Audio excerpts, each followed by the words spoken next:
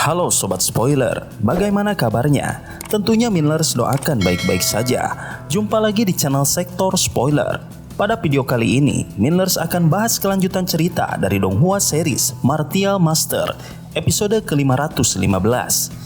Seperti biasa, Millers mau ingatkan lagi bagi Sobat Spoiler, karena video ini mengandung spoiler, Mimin sarankan untuk tonton dulu episode-episode sebelumnya biar ngerti jalan ceritanya. Tapi buat Sobat Spoiler yang gak sabar dan udah siap dengerin kelanjutan ceritanya, langsung saja kita gas ke ceritanya. Di episode sebelumnya, Qin Chen melangkah cepat melewati pegunungan. Ia menggunakan piring batu giok langit dan bumi, sebuah artefak misterius yang memungkinkannya untuk mengamati wilayah sekitar dengan detail luar biasa. Meski berhasil meloloskan diri dari kejaran Wu Huang dan kelompoknya, perasaan was-was terus menghantui Qin Chen. Ia merasa seolah ada kekuatan besar yang masih memburunya. Di tengah kegelisahan itu, Qin Chen memutuskan untuk memanfaatkan kekuatan artefaknya lebih jauh. Ia menyelaraskan energinya dengan piring batu giok, menyembunyikan keberadaannya dengan sempurna hingga tubuhnya nyaris tidak terlihat. Namun, tak lama kemudian, gelombang energi dari bola 7 ujung yang dikerahkan Wu Huang menyapu area di sekitarnya. Meski gelombang itu sangat kuat, Qin Chen berhasil menghindari deteksi dengan kecerdikan dan kekuatan artefaknya. Wu Huang di sisi lain semakin frustasi. Usahanya melacak Qin Chen dengan bola 7 ujung telah mencapai batas kekuatan artefaknya. Namun hasilnya nihil.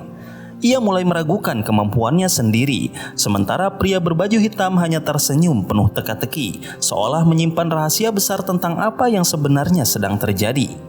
Di bawah tekanan waktu dan harapan besar, Wu Huang dan kelompoknya kembali mempererat formasi mereka. Namun, di balik bayangan pegunungan, Qin Chen terus melangkah maju melawan takdir yang berusaha menahannya. Dalam diam, ia tahu bahwa permainan ini belum berakhir dan pertarungan sesungguhnya baru saja dimulai.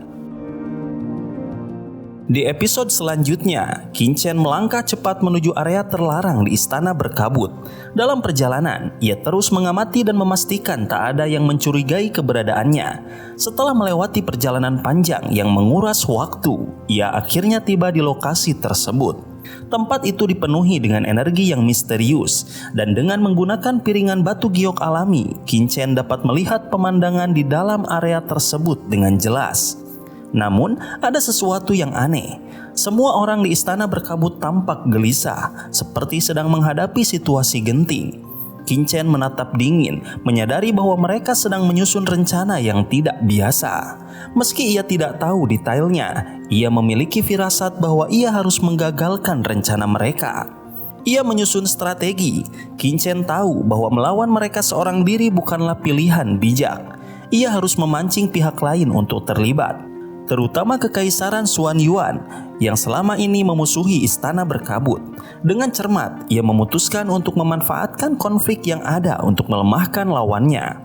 Namun, di tengah rencananya, suara dingin tiba-tiba menggema di telinganya, membuatnya terkejut. Tanpa disadari, seseorang mendekati dengan diam-diam.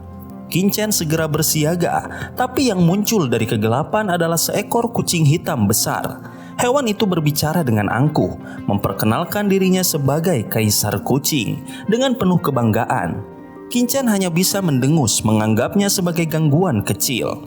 Kucing hitam itu, meski terlihat lucu, ternyata sangat kuat. Ia menantang Qin Chen dengan sikap percaya diri, dan pertarungan sengit pun terjadi. Dalam sekejap, ratusan jurus dilancarkan. Qin Chen terkejut melihat kehebatan kucing itu yang mampu bergerak dengan kecepatan luar biasa dan menyerangnya dengan cakaran tajam yang mampu melukai tubuhnya.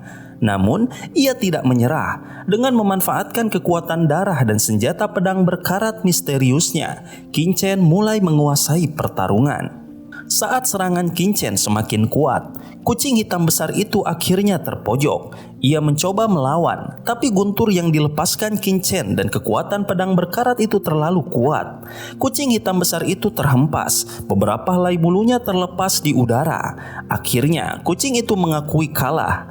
Dengan nada bercanda, ia memohon pada Qin Chen untuk menghentikan serangannya. Ia bahkan berjanji akan memberikan rahasia penting sebagai ganti keselamatannya. Qin Chen menghentikan serangannya, matanya tetap waspada. Ia tahu meski kucing hitam itu tampak tak berbahaya, di balik penampilannya yang menggelikan, ada kekuatan besar yang tidak bisa diremehkan. Rahasia apa yang akan diungkap kucing itu, Qin-chen bersiap mendengarkan, sembari tetap menjaga kewaspadaannya terhadap segala kemungkinan.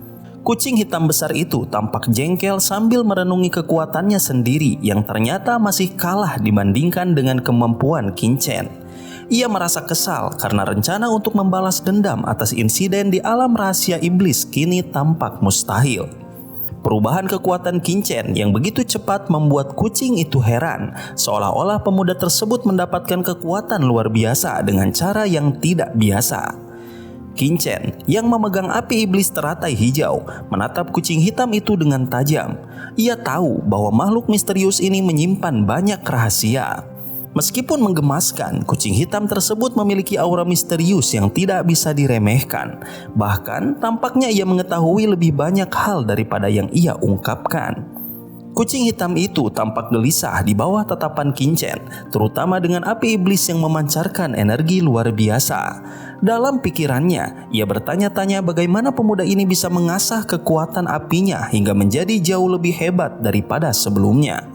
Ia berusaha menyembunyikan rasa takutnya dengan nada angkuh, tetapi jelas ada sesuatu yang membuatnya waspada. Meski demikian, kucing itu tetap tidak mau berbagi terlalu banyak informasi.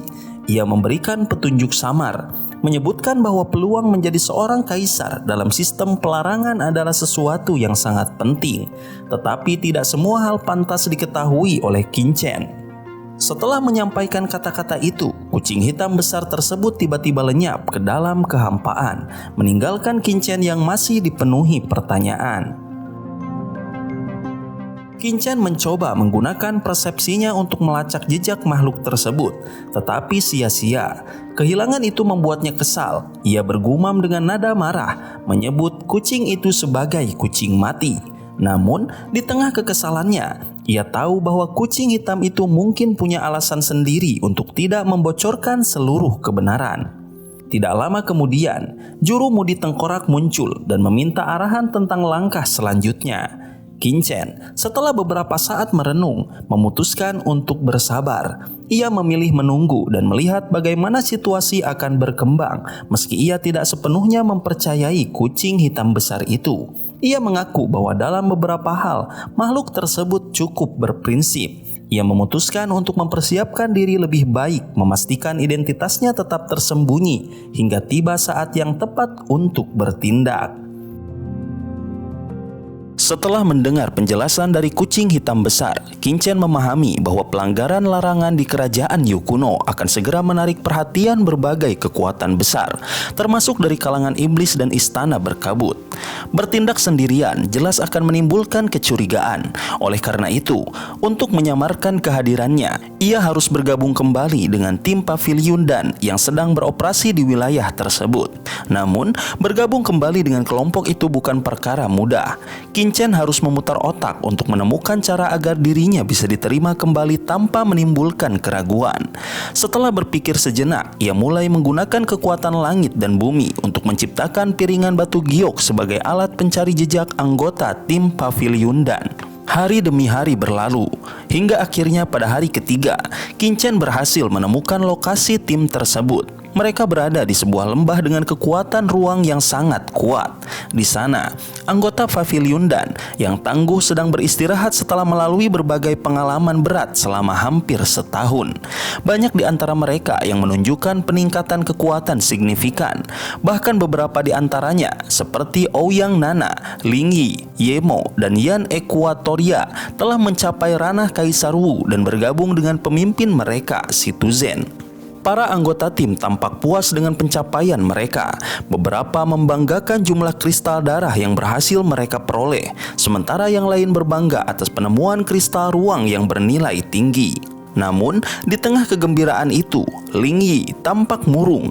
Ia merasa tertekan karena kehilangan pasukannya dan harus meninggalkan kerajaan Yu kuno lebih awal. Kebencian terhadap Qin-chen yang dianggap sebagai biang kerok dari kegagalannya terus membara dalam dirinya.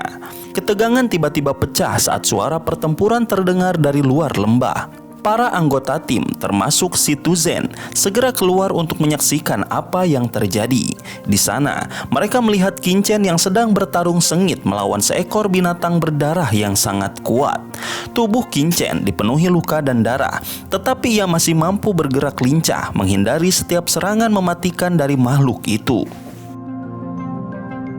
Para anggota tim terkejut melihat Kincen masih hidup, apalagi dengan kekuatannya yang terlihat jauh meningkat. Citizen akhirnya turun tangan, menggunakan kekuatan besar untuk menghancurkan binatang berdarah itu dalam satu serangan, menyelamatkan Kincen dari bahaya. Kincen yang terengah-engah segera menghampiri Citizen untuk memberikan salam hormat. Namun, momen itu segera terganggu oleh Ling Yi yang meluapkan amarahnya kepada Kincen. Ia menuduh Kincen bertanggung jawab atas kematian Ling Jun, salah satu anggota penting keluarga Ling Mu. Ling Yi yang dipenuhi dendam melancarkan serangan terhadap Kincen. Namun, Kincen dengan mudah menahan serangan tersebut, memperlihatkan kekuatannya yang kini jauh melampaui Ling Yi. Amarah Ling Yi semakin memuncak, tetapi sebelum situasi memburuk, Ling Yuanan, salah satu tokoh terkuat di Pavilion Dan, turun tangan. Dengan aura kekuatan yang mendekati puncak tahap ke-8, ia menciptakan tekanan luar biasa yang membuat semua orang terdiam.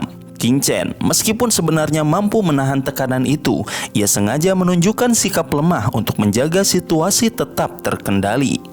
Namun, sebelum Ling Yuanan bisa bertindak lebih jauh, Citizen menghentikannya.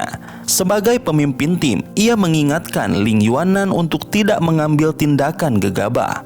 Ling Yuanan akhirnya mundur, meski dengan rasa tidak puas. Ketegangan yang terjadi menjadi pengingat bahwa di kerajaan Yu kuno, kekuatan dan intrik berjalan seiring, dan Kincen harus tetap bermain cerdas untuk bertahan hidup. Situasi yang berlangsung di lembah tersebut menjadi semakin menegangkan ketika Citizen menunjukkan sikap tegasnya. Ling Yuanan yang tampak gusar hanya bisa menatap Kincen dengan dingin, menahan diri untuk tidak menambah keributan. Di sisi lain, Kincen berusaha menjelaskan posisinya. Setibanya kembali di lembah, Citizen segera bertanya kepada Kincen tentang kehadirannya. Kincen dengan nada penuh emosi mulai menceritakan pengalamannya. Ia menjelaskan bahwa ketika ia dan murid-murid dari 4 wilayah terbawah ditinggalkan di Ngarai, mereka menjadi sasaran perlakuan tidak adil dari Ling Yi, seorang tokoh berpengaruh di Pavilion Dan. Ling Yi memanfaatkan kekuatannya mencoba menekan mereka hingga akhirnya terjadi bentrokan. Namun, masalah semakin memanas ketika Ling Jun, seorang kaisar Wu dari keluarga Ling, turun tangan. Menurut Kincen, Ling Jun tidak hanya memihak Ling Yi, tetapi juga mencoba menghabisi mereka. Untuk menyelamatkan diri, Kincen terpaksa melarikan diri ke celah-celah ruang berbahaya, bertaruh dengan nyawanya. Dengan keberuntungan, ia berhasil lolos dan bahkan memperoleh kristal ruang yang membantunya meningkatkan kekuatannya. Cerita Kincen menggugah perhatian. Keluhannya menggambarkan ketidakadilan yang ia alami. Meskipun begitu, Ling Yi tak tinggal diam. Ia membantah keras tuduhan Kincen dan menyebut bahwa kematian Ling Jun adalah tanggung jawabnya. Namun, ketika ditanya tentang bukti, Ling Yi tidak mampu memberikan jawaban yang memadai. Citizen pun semakin tegas. Ia mempertanyakan bagaimana seorang kaisar Wu tingkat Tianjiao seperti Ling Jun bisa terbunuh oleh Kincen yang saat itu hanya berada di level kaisar Wu setengah langkah. Penjelasan Kincen yang menyebutkan bahwa ia hanya bertahan hidup dengan keberuntungan semakin memperkuat posisinya. Tuduhan bahwa ia berkolusi dengan pihak lain juga tampak tidak masuk akal, mengingat ia hanyalah murid baru di Pavilion dan tidak mengenal banyak orang di dunia persilatan Wushu. Situasi memuncak ketika Ling Yi berusaha memaksakan pendapatnya, tetapi justru menimbulkan reaksi skeptis dari para kaisar Wu lainnya. Argumen Ling Yi tidak memiliki dasar yang kuat, sementara penjelasan Kincen, meski sederhana, terdengar masuk akal. Citizen akhirnya menyimpulkan bahwa tanpa bukti konkret, tuduhan terhadap Kincen tidak bisa diterima. Ia meminta Ling Yuanan dan Ling Yi untuk memberikan bukti nyata jika ingin mempertahankan tuduhan mereka. Keputusan Citizen menjadi akhir dari perdebatan tersebut. Qin-Chen akhirnya terbebas dari tuduhan yang membelenggunya, meskipun ketegangan di antara pihak-pihak yang terlibat masih terasa jelas. Peristiwa ini menunjukkan betapa berbahayanya intrik dalam dunia persilatan, di mana kekuasaan dan pengaruh seringkali menentukan keadilan. Setelah menghadapi berbagai konflik, Qin-Chen akhirnya menerima kristal darah dari Situ Zhen, seorang ahli terkemuka yang memimpin ekspedisi ke kerajaan kuno Yu. Kristal darah itu berasal dari binatang berdarah langka yang telah dikalahkan, mengandung energi luar biasa yang mampu meningkatkan kekuatan tubuh seorang pejuang. Meskipun awalnya ragu, Qin-Chen menerima kristal itu sebagai bentuk penghormatan kepada Situ Zhen. Dalam diam, Qin-Chen menyadari bahwa Situ Zhen mungkin sudah mencurigai keterlibatannya dalam insiden yang melibatkan Ling Jun, meskipun tidak ingin mengungkapkannya secara langsung. Setelah menerima kristal darah, Qin-Chen mulai menyerap energinya di sudut lembah yang sepi. Aliran udara berwarna darah mengalir ke tubuhnya, memancarkan energi yang mampu mengubah struktur sel dan meningkatkan kekuatan fisiknya. Awalnya, ia tidak terlalu menganggap kristal darah itu istimewa, namun efeknya mengejutkannya. Tubuhnya yang sebelumnya tampak mencapai batas, kini terasa segar kembali, seolah memperoleh vitalitas baru. Pengalaman ini membuat Qin-Chen semakin menyadari bahwa kerajaan Yu kuno menyimpan banyak rahasia yang luar biasa. Sementara itu, ancaman dari Ling Yuanan dan Ling Yi terus mengintai. Meski Qin-Chen tampak tenang, ia sadar bahwa bahaya bisa datang kapan saja. Ouyang Nana, seorang wanita dari keluarga terpandang, menawarkan perlindungan jika Qin-Chen memilih untuk bergabung dengannya. Namun, Qin-Chen menolak secara halus, menganggapnya terlalu merepotkan. Baginya, perjalanan ini adalah kesempatan untuk berkembang, bukan sekedar bertahan hidup dengan ketenangan dan kekuatan yang terus meningkat. Qin-Chen bersiap menghadapi tantangan yang lebih besar, yakin bahwa ini baru awal dari perjalanannya menuju puncak kekuatan. Sobat spoiler, itulah spoiler dari Donghua series Martial Master episode 515. Tentunya spoiler ini tidak akan sama persis dengan video sesungguhnya. Maka dari itu, jika ada kesalahan dalam kata ataupun istilah, serta kekurangan atau kelebihan durasi, harap dimaklumi. Dan jangan lupa untuk terus mendukung channel ini lebih berkembang dengan cara like, share, dan subscribe supaya kalian gak ketinggalan update terbaru dari channel ini. Terima kasih banyak udah nonton sampai akhir Sobat Spoiler. Kritik dan saran positifnya silahkan di komentar. Sampai ketemu lagi di video berikutnya. Tetap semangat dan sampai jumpa.